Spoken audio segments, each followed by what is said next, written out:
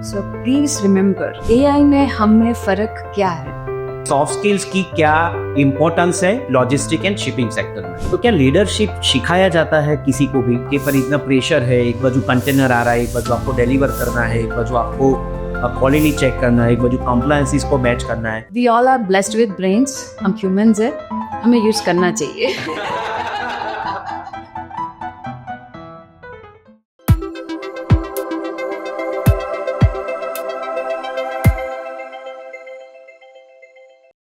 For latest updates, subscribe to our channel and press the bell icon.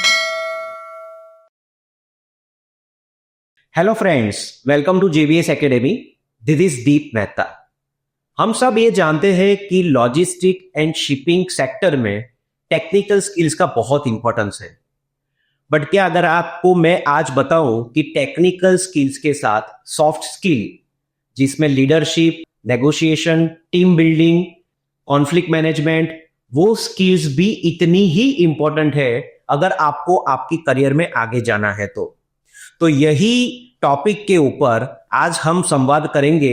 हमारे साथ ये field के expert है सपना साई मैम, जो एक soft skill trainer, image consultant and corporate trainer है। आज हम उनके साथ बात करेंगे कि सॉफ्ट स्किल्स की क्या इंपॉर्टेंस है लॉजिस्टिक एंड शिपिंग सेक्टर में।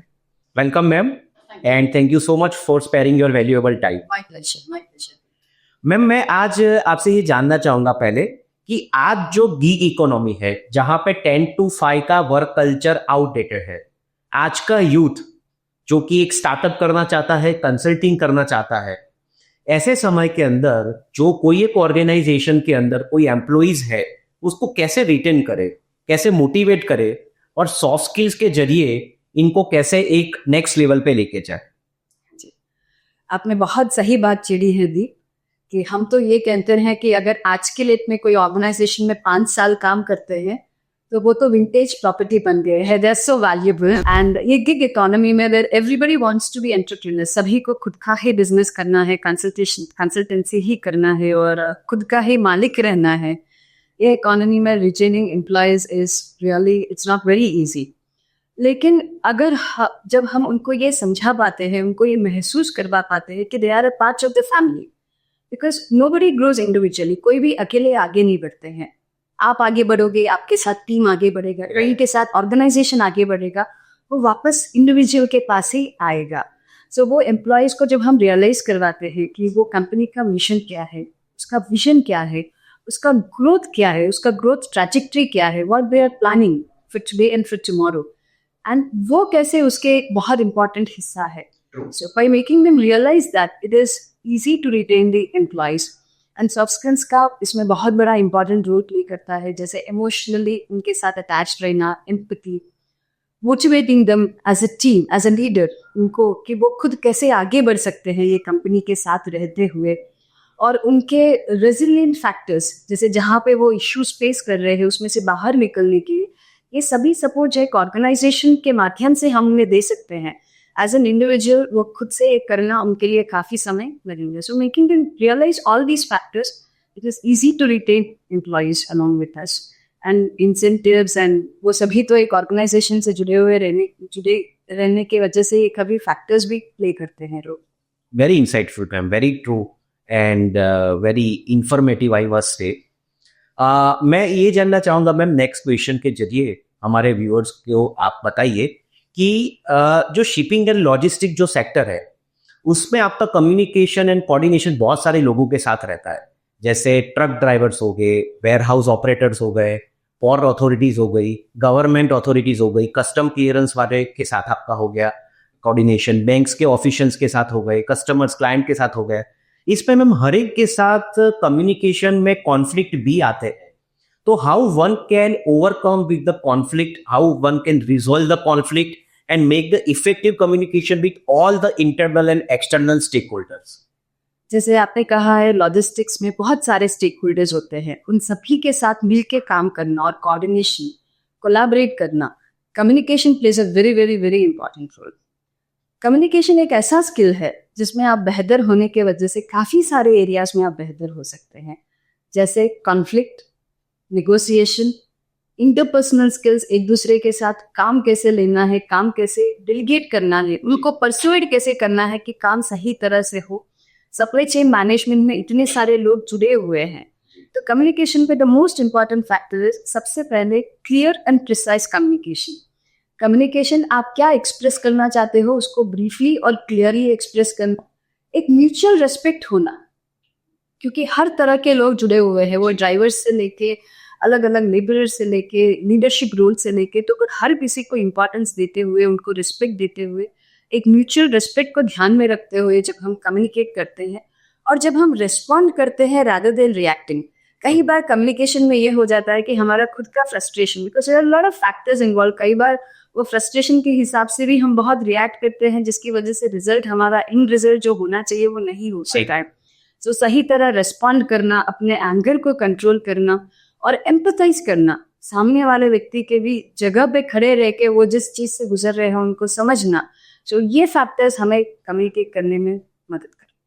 Very nice ma'am, very I must say आपने जो ये चीज बताई वो आज की यूथ के लिए, आज जो अभी काम कर रहे हैं, क्योंकि लॉजिस्टिक में ये फील्ड वर्क है, वहां पे धूप में, बारिश में, पेशेंस, टॉलरेंस, हाँ टॉलरेंस, आप काम कर रहे हैं और आपके ऊपर इतना प्रेशर है, एक बाजू कंटेनर आ रहा है, एक बाजू आपको डिलीवर करना है, एक बाजू आपको क्वालिटी चेक करना है, एक बाजू कंप्लायंस को मैच करना है, तो बहुत जरूरी हो जाता है उसी टाइप पे कि आप कैसे डील करते हो हर एक लोगों के साथ। कम्युनिकेशन सही रहेगा कि वो प्रॉब्लम्स को हम सॉल्व कर सकते हैं, कि जो रियल प्रॉब्लम्स है उनको सॉल्व कर सकते हैं, नहीं तो कम्युनिकेशन गलत होने की वजह से अननेसेसरी प्रॉब्लम्स खड़े हो जाते हैं। और जैसे आपने कहा अडेप्टेबिलिटी, वेदर चेंजेस होते हैं, इतने सारे फैक्टर्स इन्वॉल्व हैं, so this will really help। जी मैम, मैं ये हम लोग बहुत सुनते हैं कि लीडरशिप स्किल, लीडरशिप लेसन्स, उसके बारे में बहुत सुनते हैं, तो क्या लीडरशिप सिखाया जाता है किसी को भी, या जो एम्प्लॉयर होता है या जो ऑर्गेनाइजेशंस का जो मैनेजमेंट होते हैं, कई बार ये होता है कि लीडरशिप हम ये मानते हैं कि टॉप से शुरू होता है, बट क्या ये सही है कि लीडरशिप बॉटम से भी शुरू होता है?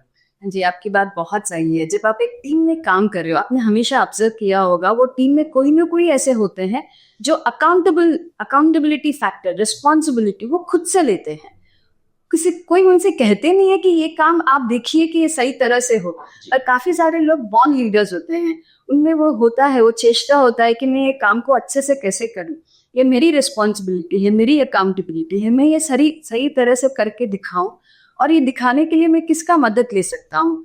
उसी तरह से बॉटम से भी लीडर्स उभर के बाहर निकलते हैं। सो लीडरशिप एक इनबॉर्न स्किल भी होता है, हाँ साथ में सिखाया भी जाता है, क्योंकि इसमें काफी सारा स्ट्रैटेजिक थिंकिंग होता है, काफी सारे फैक्टर्स होते हैं, जैसे प्रॉब्लम सॉल्विंग फैक्टर्स होते हैं, कॉन्फ्लिक्ट्स होते हैं, निगोशिएशन होते हैं, ये सभी फैक्टर्स सिखाए भी जा सकते हैं। बट वो खुद से एक अंदर का जो मोटिवेटेड लीडर्स होते हैं कि मुझे लीड करना है, मुझे आगे जाना है, वो अपने आप लीडर्स बन जाते हैं।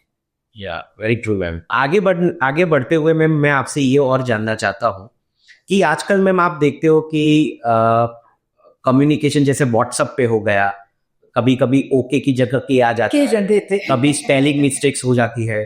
अभी ईमेल पे, पहले जो ईमेल एटिकेट्स होती थी, तो अभी शायद ईमेल पे इतने कोई आंसर्स या ईमेल जल्दी कोई करता नहीं है। व्हाट्सएप हो गए, टेलीग्राम हो गए, ऐसे इंस्टेंट कम्युनिकेशन हो गया, रीक आ गई इंस्टाग्राम के ऊपर। उसी टाइप में मैम फॉर्मल कम्युनिकेशन का क्या इंपॉर्टेंस है? क्योंकि अभी हम देखते हैं कि बहुत सारा इनफॉर्मल कन्वर्सेशन चलता है और उसमें कॉन्फ्लिक्ट होने का चांसेस बहुत है। तो इनफॉर्मल कम्युनिकेशंस का फॉर्मल कम्युनिकेशंस का इंपॉर्टेंस क्या है? और आज जो ये हमारी भाषा, आज तो इसी टाइप पे मैम हम कैसे अपने जो वर्डिंग्स, हमारे ग्रामर्स, हमारी जो एसेंस ऑफ जो कम्युनिकेशन है उसको बरकरार कैसे रख सकते? सभी सक्सेसफुल बनना चाहते हैं जीवन में, everybody wants to be successful, पर सक्सेसफुल बनने के लिए दो फैक्टर्स बहुत इंपॉर्टेंट रोल प्ले करते हैं। सबसे पहले आपके technical skills, for example logistic industries के जो भी टेक्निकल स्किल्स है वो जानना बहुत जरूरी है, वो 100% जरूरी है। इसके अलावा जब आपके इंप्रेशन सही होते हैं, आपके फर्स्ट इंप्रेशन जनरली आपके ड्रेसिंग, जैसे आप फॉर्मल ड्रेस करते हैं, कि क्लोथिंग इज ऑल्सो साइकोलॉजी, उसके माध्यम से भी आप एक इंप्रेशन क्रिएट करते हैं, आपके ग्रूमिंग से भी एक इंप्रेशन क्रिएट करते हैं। सो अपॉर्चुनिटीज मिलने में आपके फर्स्ट इंप्रेशन आपको मदद करते हैं, लेकिन अपॉर्चुनिटी मिलने के बाद परफॉर्म करने में आपके सॉफ्ट स्किल्स मदद करते हैं। सॉफ्ट स्किल्स का अर्थ है जैसे बॉडी लैंग्वेज, कम्युनिकेशन, एटिकेट, ये सभी स्किल्स की जरूरत हमें है। ये सभी स्किल्स हमें इन कंपेयर टू अदर्स हम अलग लगेंगे, हम 2 कदम आगे जाएंगे। सॉफ्ट स्किल्स में specially when it comes to communication, भले कितना भी व्हाट्सएप आ जाए, कितना भी एआई आ जाए, कितना भी इंस्टेंट कम्युनिकेशन आ जाए, जो फॉर्मल कम्युनिकेशन का वैल्यू है, उसका जो इम्पोर्टेंस है वो कभी नहीं जा सकता है. When someone is communicating with you formally and someone is communicating informally, उन दोनों के बीच की अंतर या डिफरेंस आपको तुरंत पता चल ही जाता है. So whether it is email, even today, पहले ऐसा था कि लोग लेटर्स लिखते थे, उसके ऊपर कंपनी का स्टैम्प होता था. इसके बाद emails have become formal communication. आज के डेट में WhatsApp is a very formal communication. So भले आप व्हाट्सएप में कम्युनिकेट कर रहे हैं, फिर भी आपका कम्युनिकेशन स्ट्रक्चर बहुत क्लियर होना चाहिए.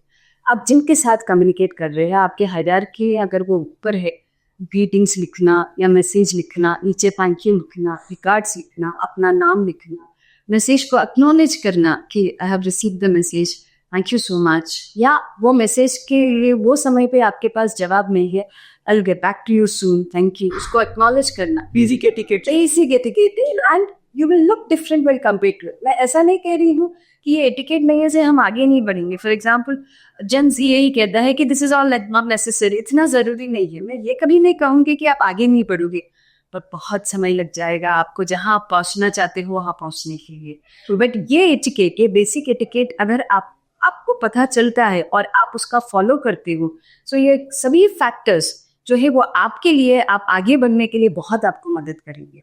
बहुत जल्दी आप आगे बढ़ सकते हो, बिकॉज पीपल नो, इनमें वो एटिकेट है, मतलब दिस पर्सन नोस कि लोगों के साथ कैसे बर्ताव करना है, कैसे बात करना, तो इनके साथ डील करना बहुत आसान है. सो आपके सॉफ्ट स्किल्स ये जताते हैं कि आपके साथ काम करने में मजा आएगा कि नहीं आएगा. मैम, जैसे सॉफ्ट स्किल्स में verbal communication and written communication का इतना इम्पोर्टेंस है, ऐसे ही नॉन वर्बल कम्युनिकेशन का भी इतना इम्पोर्टेंट है. जैसे कि आप शिपिंग एंड लॉजिस्टिक में जॉब कर रहे हो, आप डॉक्यूमेंटेशन में हो, आप पॉट पे हो, अगर आप कुछ बोले बिना किसी को कुछ मैसेज देना चाहते हो, तो वो नॉन वर्बल कम्युनिकेशन कैसे आप प्रेजेंट कर सकते हो? जैसे आपने कहा verbal and written is very important, but उससे भी ज़्यादा इंपॉर्टेंट है आपके non verbal communication.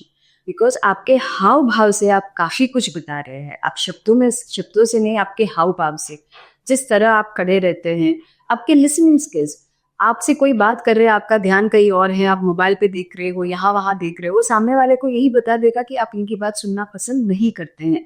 So this is all non verbal. So किसी के साथ बात करते समय पूरे डिस्ट्रैक्शंस को हटा के उनके तरफ देखते हुए, जैसे आप अभी मुझे नॉन वर्बल क्यूज दे रहे हैं कि मैं जो बोल रही हूँ उसको आप सुन रहे हो, आप मुझे एक्नॉलेज कर रहे हो, this are all non verbal cues. So हो सके जितना अपने बॉडी लैंग्वेज को पॉजिटिव रखना चाहिए, ओपन रखना चाहिए. जैसे कई सारे लोग स्लाउच करते हैं, हंच करते हैं, वो उसका स्ट्रेस लेवल्स दिखाता है कि वो बहुत फिजिट करते हैं, मतलब वो कंफर्टेबल नहीं होते, बार बार अपने कपड़े को यूं करते रहते हैं.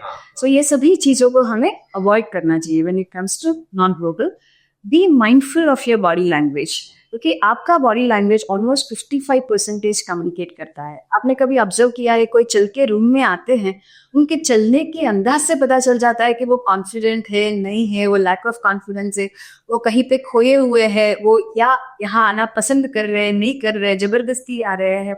सो ऑल दीज फैक्टर्स जो आपके हाव भाव से आप बता रहे हैं, so you should be mindful of your body language and give your 100% presence physically. Very true. कई बार मैम हम देखते हैं ये लॉजिस्टिक, शिपिंग इंडस्ट्री में और एजुकेशन इंडस्ट्री में जब एग्जीबिशंस होते हैं, एग्जीबिशन के टाइम पे everyone come there for the networking purpose या टू शोकेस द प्रोडक्ट और द ऑर्गेनाइजेशन. उसी टाइम पे आप पहली बार कोई अननोन व्यक्ति से मिल रहे हो, जो हो सकता है आपके पोटेंशियल कस्टमर या क्लाइंट हो, तो ऐसे एग्जीबिशन में पार्टिसिपेट क्यों करना चाहिए?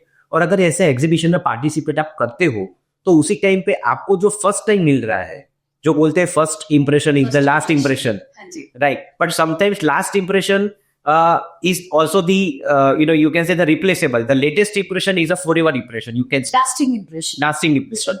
So how one need to conscious and the present his or herself during the exhibitions, during the networking meeting, and what things they need to keep in the mind during the such events. Today's world, with so much of AI, artificial intelligence, and so much of social media, जो दिखता है वही बिकता है. It's fact of life, isn't it? So beat your own trumpet. आपको खुद को, आपके काम के बारे में 4 लोगों को बताना है, उसका फुटप्रिंट्स क्रिएट करना है. वो फुटप्रिंट्स हम कैसे क्रिएट कर सकते हैं by being part of such exhibitions और such events. This will really help us कि हमारे खुद के ब्रांडिंग या हमारा ऑर्गेनाइजेशन का ब्रांडिंग हम कर सकते हैं इस तरह के नेटवर्किंग इवेंट्स में. सो आई वुड ऑलवेज से जितने भी आपको अपॉर्चुनिटीज मिले आप ज़रूर वो अपॉर्चुनिटीज़ को ट्रैप करना चाहिए, और ऐसे एग्जीबिशंस में या जहाँ पे आप आपकी इंडस्ट्री से लोगों के साथ मिल सकते हैं, क्योंकि कहीं ना कहीं मेंटरशिप भी होता है, आप कुछ ना कुछ सीख सकते हैं. आप वो इंडस्ट्री में जो आगे हैं, फॉर एग्जाम्पल समीर जी हैं, you will learn so much from people like Sameer ji, कि उनके मेंटरशिप में भी आपको इतना कुछ नॉलेज मिलेगा जो आपको बुक्स में नहीं मिलेगा. So I would always appreciate that, be part of such events, be part of such conferences जहाँ पे आपका बुद्धि जो है, जो विद्या के माध्यम से आगे बढ़ती है, वो बढ़ने में आपको मौका मिलेगा. नाउ द नेक्स्ट क्वेश्चन, वहां आप जा रहे हो, अनजान लोगों से मिल रहे हो, तो what are the things that you need to take care. हमारा जो विजुअल इंप्रेशन है, it is that 80% of our impression is visual. That is your dressing, grooming, your body language, आपका जो पोस्चर्स है, आपके जो जेस्चर्स है, 80% आपके बारे में बताते हैं. आप कुछ कहने से पहले, आप शब्दों में कुछ कहने से पहले ही आपको दूर से देख के ही लोग आपके बारे में एक इंप्रेशन बनाते हैं. So please be mindful of your first impressions. First impressions में सबसे पहले आपका इन्वेस्टमेंट है आपका professional attire. Clothing is a resource. आप पैसे वैसे भी खर्च कर रहे हैं कपड़ों में, आप ऐसे कपड़ों में पैसे खर्च कीजिए जो आपके लिए काम करे, आपके अगेंस्ट काम ना करे. Many times हमारा क्लोथिंग हमारे अगेंस्ट काम करता है. सो डिपेंडिंग अपॉन आप क्या रोल्स प्ले कर रहे हैं, are you a manager, are you mid level, आप एक हायर लीडरशिप रोल में हो. So for example leadership role में जब आप टेलर्ड सूट्स पहनते हैं, ब्लेजर्स पहनते हैं, it shows an authority and accessibility, आपके बारे में एक मैसेज कन्वे करता है. सो डिपेंडिंग अपॉन आप हायरार्की में कहाँ पे हो, invest in clothing. Invest depending upon your roles, आप क्या रोल प्ले कर रहे हो वहाँ पे, आपका क्या गोल है, आप क्या मैसेज कन्वे करना चाहते हो, क्योंकि वहां पे हजारों लोग आ रहे हैं, शायद आप हर किसी के साथ बात नहीं कर पाए, दूर से कोई आपको देख रहे हैं, आप किसी से बात कर रहे हो, उससे भी वो एक इंप्रेशन क्रिएट कर रहे हैं. So first invest in your professional attire.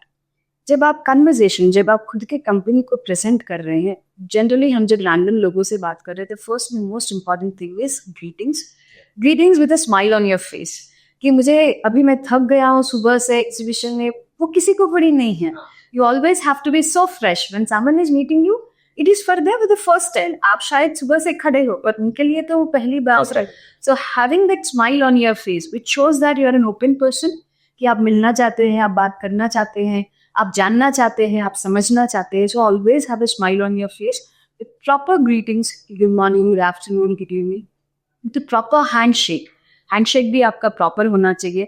So these are the basic etiquette जिससे आप खुद को इंट्रोड्यूस कर सकते हैं. फिर हमेशा आपके पास इंट्रोडक्शन, जो 30 सेकेंड्स में आप खुद के काम के बारे में बता सकते हैं. कई बार समय इज अ बिग लिमिटेशन कि हम बहुत ज़्यादा बता नहीं सकते.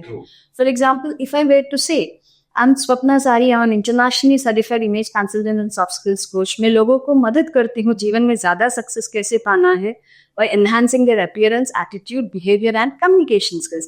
ये हार्डली 15-20 सेकंड में मैंने खुद के बारे में, खुद के काम के बारे में बताया. सो ऑलवेज इसको हम कहते हैं एलिवेटर पिच. आपके काम के बारे में अगर आप कुछ ही सेकंडों में समझा सकते हो, so always have a pitch like that ready, but not one sentence, अलग अलग सेंटेंसेस होना चाहिए. मैं लोगों को मदद करती हूँ रोल्स, गोल्स और मैसेज के हिसाब से कैसे अपने आप को पोर्ट्रे करना है, सच दैट वो कोई और सुन रहे हैं तो उनको ऐसा लगना नहीं चाहिए कि आप वही चीज बार बार रिपीट कर रहे हो. तो आपके कुछ के इंट्रोडक्शन में कुछ इंटरेस्टिंग इंट्रोडक्शन आपको रखना चाहिए जिससे आप इंट्रोड्यूस कर सकते हो. आपके कंपनी के बारे में, काम के बारे में कुछ ही शब्दों में आप कैसे उनको जता सकते हो, आपका काम क्या है, वो आपके पास उस तरह के सेंटेंसेस, वो स्ट्रक्चर आपके पास होना चाहिए. ऑलरेडी आपके ब्रोशर्स एंड एवरीथिंग हैंडी होना चाहिए. सोशल मीडिया लिंक्स जो आप स्कैन कर सकते हो. So all this helps in expressing ourselves and presenting ourselves in a very limited time. Specially ऐसे जगह पे जो कंट्रोवर्शियल टॉपिक्स होते हैं उनके बारे में हम कभी, अगर हम वहाँ पे किसी को मिले हैं, थोड़ा सा हमारा रिलेशनशिप बढ़ा है, हम अच्छे से बात करने लगे, इन्फॉर्मली बात करने लगे, बट जनरली जो हम कहते हैं जब हम अनजान लोगों से या एक्वेंटेंसेस से या किसी से पहली बार मिलते हैं, controversial topics like religion, politics, ये सभी हमें अवॉइड करना चाहिए. These are all topics which are relevant for such kind of platforms. Very true, ma'am. और आपने ये जो इन्फॉर्मेशन बताया, आई एम वेरी श्योर हमारे जो यूथ है, हमारे जो फॉलोअर्स है, उनके लिए आज बहुत ही इम्पोर्टेंट एक मैसेज और एक्सपीरियंस जो मैम अपने बता रहे हैं और जो टिप्स बता रहे हैं वो आपकी लाइफ में, आपकी प्रोफेशंस में काफ़ी यूजफुल रहेगा। I am very sure for that. Ma'am आगे और एक मैं क्वेश्चन आपको पूछना चाहूँगा। आज मैम एआई का ज़माना है, चैट जीपीटी जनरेटेड कंटेंट्स आते हैं। आज लोग ये बोलते हैं रेजिग्नेशन भी एआई जनरेटेड से रख लेते हैं। प्रमोशनल लेटर्स, ईमेल ड्राफ्टिंग, किसी बायर को कुछ भेजना है, कुछ कोटेशन भेजना है, कुछ फॉर्मल लेटर भेजना है, तो भी लोग चैट जीपीटी की मदद से भेजते हैं। उसमें मैम दो चीजें हैं, एक फायदा है, दूसरा ये है कि लोग अपनी खुद की इमेजिनरी पावर एंड वॉकेब्स वो भूलते जा रहे हैं। तो इसमें मैम आपका क्या कहना है? बिकॉज ये verbal informal and formal communication में भी मैं देख रहा हूँ कि लोग इवन चैट जीपीटी की मदद से जवाब देते हैं। We all are blessed with brains, हम ह्यूमंस है, हमें यूज करना चाहिए। Don't you think when compare to other species हम आगे इसलिए हैं क्योंकि हमारे पास चित्त है, कॉन्शियसनेस है, दिमाग उनके पास भी है, पर हमारे पास जो चित्त कॉन्शियसनेस है, जो हम इंफॉर्मेशन को रिटेन कर सकते हैं, इंफॉर्मेशन को मेमोराइज कर सकते हैं, इंफॉर्मेशन को दे सकते हैं, एक्सचेंज कर सकते हैं, उसकी वजह से एज ए स्पीसीज हम बहुत आगे बढ़े हैं। And I think that is the most important factor कि हम क्यों इतना आगे, इतना ग्रो क्यों हो रहे हैं when compare to other species. So दिमाग भगवान ने दिया है तो यूज जरूर करना चाहिए। आप तो कह रहे हैं चैट जीपीटी एआई यूज कर रहे हैं रेजिग्नेशन लेटर्स के लिए या एनी मैसेज के लिए। आजकल तो हर छोटी बात पे किसी को बर्थडे विश करके मतलब बहुत छोटी सी बात, वो कंग्रेचुलेशंस, थैंक यू या ग्रीटिंग्स लिखने के लिए भी वो इस तरह के अलग अलग एआई का यूज कर रहे हैं जी। सो प्लीज रिमेम्बर, एआई में हम में फर्क क्या है? The brain, isn't Brain, yeah, true. The brain which has both logic and emotions attached to it, Yeah. feelings attached to it. मैं ये नहीं कह रही हूँ कि टेक्नोलॉजी को यूज नहीं करना चाहिए, टेक्नोलॉजी को जरूर यूज करना चाहिए, पर जहाँ जरूरी है वहाँ यूज करना चाहिए। हर छोटी बात के लिए आप जब जैसे फॉर एग्जाम्पल 1+1=2 के बजाय आप कैल्सी यूज करोगे तो एक दिन ऐसा आएगा कि आप ABCD भी भूल जाओगे। Very true, ma'am. So you should always use your brains, because जितना आप यूज करोगे उतना ही वो शार्प होगा। इसलिए मैं कहती हूँ कि विद्या जितना ज्यादा आप पढ़ोगे, जितना ज्यादा आपका कंटेंट आप डेवलप करोगे, आपकी फील्ड से ही नहीं, पढ़ना एक ऐसा स्किल है जो आपकी कई सारे स्किल्स को बेहतर बनाता है, जैसे विजुअलाइजेशन है, आपका क्रिएटिविटी है, आपका लैंग्वेज है, आपका सेंटेंस फॉर्मेशन है, आपका कंटेंट है।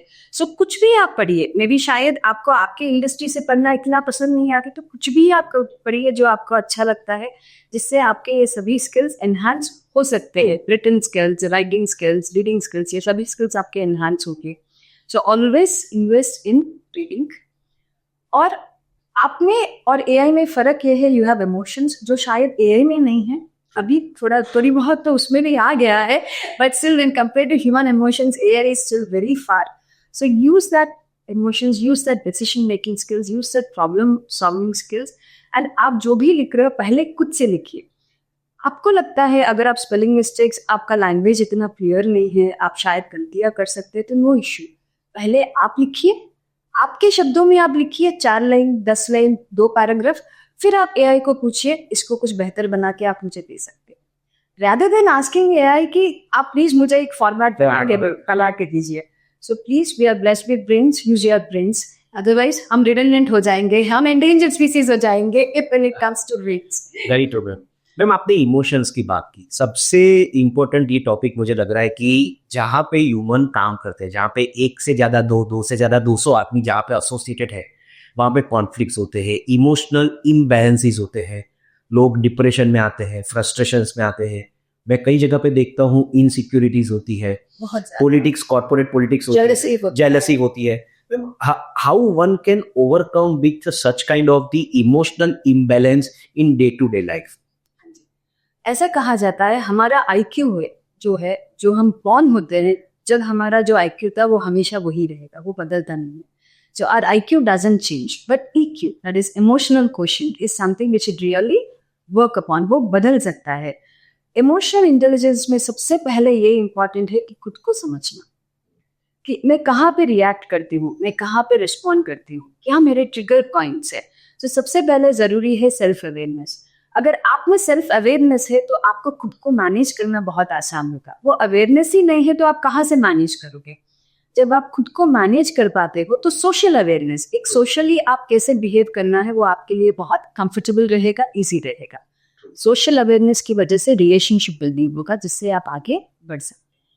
मैं इसका एक उदाहरण से समझाऊंगी आपको, which becomes easy. For example, अगर मेरा सेल्फ अवेयरनेस ये है कि मैं छोटी छोटी बातों पे गुस्से में आती हूँ, इरिटेट होती, देन आई स्टार्टेड डिसाइडिंग कि नहीं, मुझे इस चीज को कंट्रोल करना है। I don't want to get irritated for small things. तो मुझे कभी भी किसी पे गुस्सा आए तो मैं अपने आप को 2 घंटे के लिए रोकूंगी, इसके बाद मैं रिएक्ट करूंगी। मुझे कुछ कहना है, 2 घंटे रोकने से मेरा अपॉर्चुनिटी गया नहीं है। 2 घंटे के बाद भी मुझे जो कहना है मैं कह सकती हूँ, पर शायद वो कहने का तरीका बिल्कुल बदल जाएगा, वो शब्द बदल जाएंगे, वो हाव भाव बदल जाएंगे, वो आवाज बदल जाएगा। सो मैं मैनेज करने लगूंगी खुद को कि नहीं, मुझे 2 घंटे तक कुछ कहना नहीं है। इसकी वजह से क्या होगा, सोशल अवेयरनेस। जैसे जब 2 लोगों के बीच में एक आर्ग्यूमेंट होता है, सिर्फ वो 2 लोगों के बीच में नहीं हो रहा है, वहां पे जितने भी लोग बैठे हैं वो सभी को डिस्टर्ब कर रहा है, सभी के इमोशंस को डिस्टर्ब कर रहा है।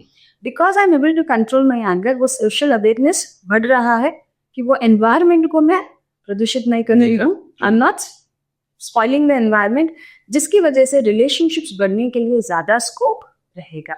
So it all begins with self awareness. Self awareness में ये समझना बहुत जरूरी है, हम जिस कंडीशनिंग से आते हैं, जैसे हर किसी का कंडीशनिंग, हर किसी के रिसोर्सेस, हर किसी का बैकग्राउंड, उनका कल्चर, उनका रिलीजन, वो जहाँ से आए हैं, जहाँ भी उनकी परवरिश हुई है, जिस तरह की स्कूलिंग वो गए हैं, जिस तरह के माहौल में से वो बाहर निकले हैं, हर किसी का एक कंडीशनिंग होता है। वो कंडीशनिंग, उसका प्रभाव हमारे ऊपर होता है।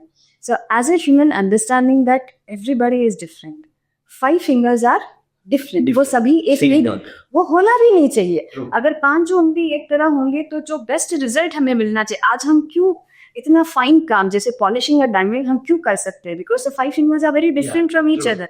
अगर ये एक होते तो हम ऐसा काम कभी कर ही नहीं सकते थे।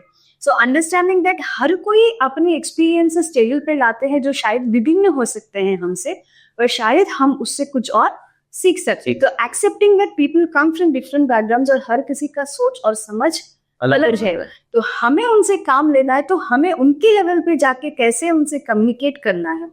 Always remember, communication mic is always responsibility of the speaker to see to it that they are able to deliver the message in the right way. वो लिसनर की रिस्पॉन्सिबिलिटी नहीं है, वो स्पीकर की रिस्पॉन्सिबिलिटी है। तो इमोशंस हमें ये मदद करेंगे कि हम मैसेज को सही तरह डिलीवर कर सके और सही तरह उनको समझ सके, उनकी जगह को भी हम समझ सके और काम कर सके। Thank you so much ma'am for joining with us.